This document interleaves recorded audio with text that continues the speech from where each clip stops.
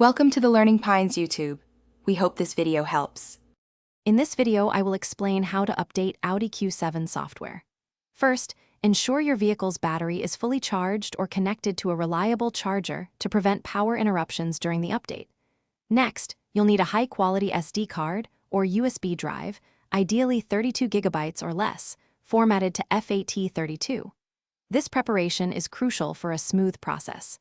Finally, check your current MMI software version in the car settings. This helps identify which updates are applicable for your specific system.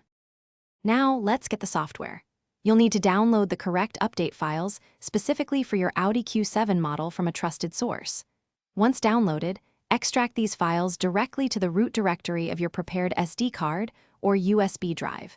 Do not place them in any subfolders. After the transfer is complete, always safely eject the storage device from your computer to prevent data corruption. This step ensures your update files are ready for the car. With your files ready, head to your Audi Q7.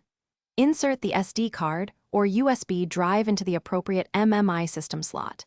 Next, you'll need to access the hidden engineering menu, usually by pressing a specific button combination, like CAR and Setup simultaneously. From there, navigate to the Update section and select your storage device.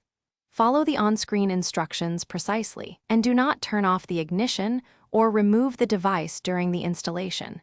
This process can take up to 60 minutes.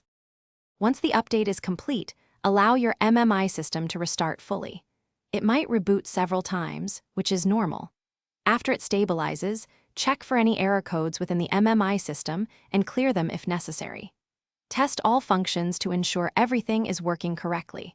Remember, a successful update enhances your driving experience with new features and improved performance. For more great deals and the link to those amazing darn tough socks, check the description below this video. Thanks for watching. Thanks for watching. Consider subscribing if we helped you.